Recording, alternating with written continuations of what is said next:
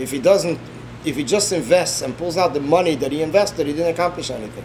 He says the Lashon Tagri Ikri, he's called a businessman. He didn't accomplish anything. He needs to accomplish a profit. The same thing the neshama. Elo kedei shal yedei hayirida tovei lidei aliyah. The neshama should come to an elevation through this descent. The hine imo aliyah shal yedei hayirida hirak lemokim shememenu yorda. If the aliyah through the descent is only to the place where it descended from, we didn't need this yirida, this descent. So we must say the elevation through this descent to a higher place, higher where it came from. Yeah. Most Eden are not involved in the way they don't know anything about this. What about them? Why did they come down? They're not reaching where they started from. They're miles from it. Maybe they were worse than that. That's your job to find them. There is a sikha from the Rebbe in a Parshat Tzav, Tavshin Yudalet. For whatever reason, it's stuck in my mind. The sikha that the Rebbe speaks about a maimer of the Alter Rebbe, Mittel Rebbe, which begins with Lahavin Inyan Lekichas An Shechayo. What is the union of taking Kantonisten? That they took Jewish children and they drafted them to the Tsar's army and they pushed it for 30, 40 years. The Mittel Rebbe said it before the Istalkus. Now I found reading yesterday the Rishima from the Friedrich Rebbe about the first 2 generations of Chabad. Friedrich Rebbe speaks about this, that it happened already years earlier, about the Kantonisten, the Maimer. So it's a steer to this. B'chol Eifim. The Rebbe explains with this Maimer many different things. The Rebbe says, 1, the Yidden that lived in Russia all the years and were not able to accomplish Teiro mitzvahs.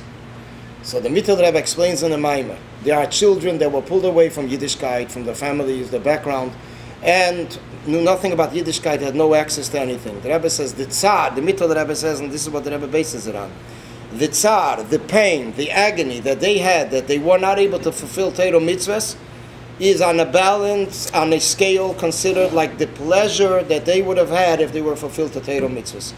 Because pleasure and agony are two opposite sides. They came from homes, okay, so they had a tsar of what they were missing, but most Jews today don't. Okay. They have Next no... generation. Okay, right. Okay, jetzt geht mir weiter. Then the Rebbe takes this Maimer and applies it to a person that comes down and never knew anything about Yiddishkeit. The Rebbe says, based on this Maimer, that there are certain inyonim that this person has to experience in life. The Rebbe says this could very well be the reason he came down for 70, 80 years. It's a very himmeldige beer, but this is it's like a Fabrengen Purim. Purim was Friday that year, 1954, and the Rebbe Fabrengen Shabbos afternoon. This is where the Rebbe said the famous word that Mordechai was a Chassidish Rav.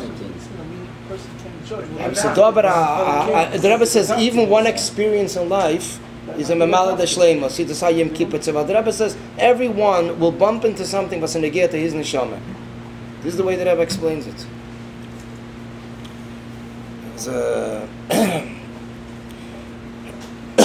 Especially the Rebbe said a lashon in 1979, Tavshin Lametes, when it was a change in the government in Iran then. So the Rebbe said then, it was talking about tshuva, repentance. So the Rebbe said, there isn't one person, the Rebbe says, in this generation that didn't have a hero tshuva. Didn't have a feeling of tshuva, a sense of tshuva, a repentance, a regret on the past. It's just like the Rebbe Paskin, the Rebbe repeats himself twice. Nitoa azam metzias. It's one of the famous tapes the Rebbe cried a lot. The Rebbe also said that the most Polish saw has the mitzvah to the kusim once in a while. Right. This is connected with the story that there was a chassid, a Satmar chassid, that met a Lubavitcher. And the Lubavitcher chassid told him, he says, I have a story for you. I came to the Satmar Rebbe, and I asked him for a bracha, for children. It says, and the Satmar Rebbe, we heard this, the Satmar Rebbe told him, go to the Lubavitcher Rebbe on Eastern Parkway. There were times that when the Satmar Rebbe was asked for a bracha, he gave a bracha, but when he was asked to give a haftocha, The promise, he says, Avtoches can give him nor the young man on Eastern Parkway. The young man on Eastern Parkway.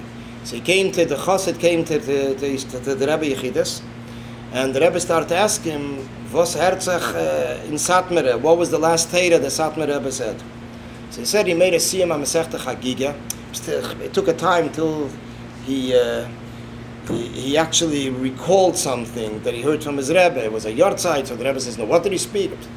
He wasn't really so involved. So the Rebbe said, Epes Havort. So he gave over that, he spoke over there about the end of Masechta Chagiga, about Pesha Yisrael. Pesha Yisrael, Malay Mitzvahs Kerimen. That the Pesha Yisrael, the ones that sin, the harsh sinners, have mitzvahs as much as there is in a pomegranate pit. As the Rebbe says, it's mentioned in Svarim, the number of pits that are in a pomegranate, it's mentioned in Svarim, was from 248 to 613. The Rebbe says, I never counted. He says, anybody wants, they can count. It's now a whole hour from the Rebbe about it in the later years, the last years, before noon. And Bepel Mamish, that's what's mentioned in Svarim.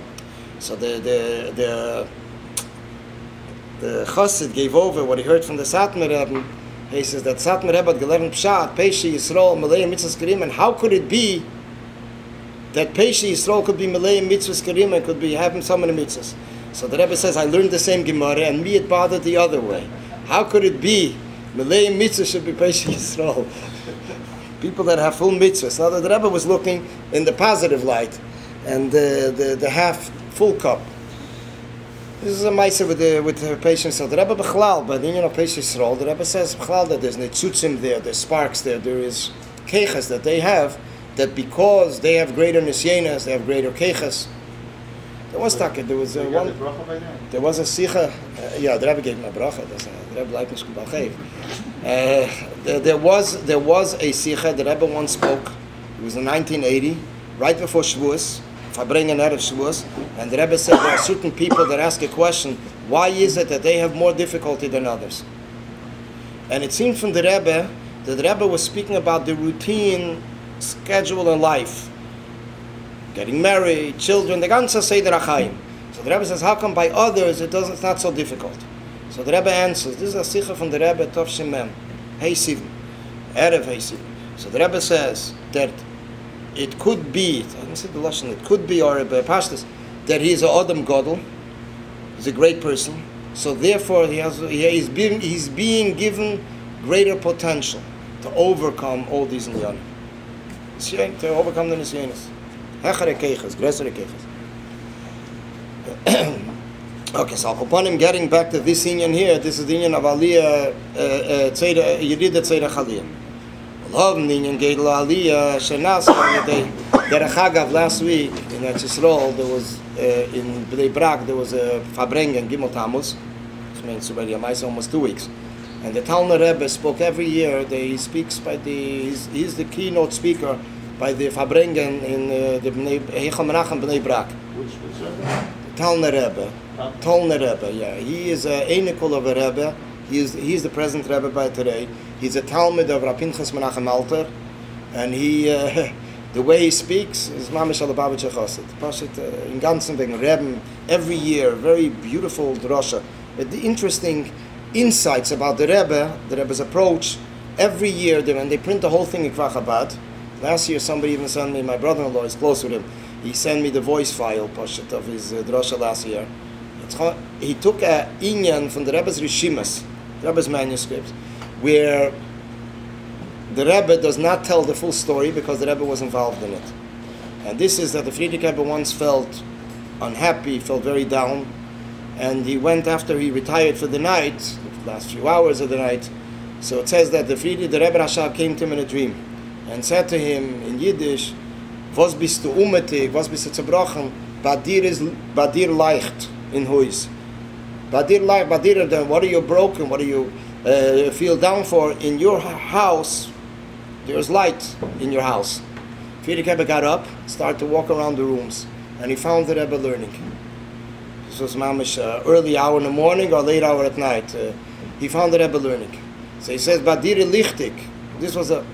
So he took this in, this Pisgam, und hat abgerät a gute 25 Minuten, 25 minutes. That even in a time where there is darkness, aber the Rebbe brings light into the world. a ganze a beautiful drasha, sehr schön, sehr herzig. So this year he was speaking similar to this inyan, but even noch tiefer, in a sense from a different view actually. That what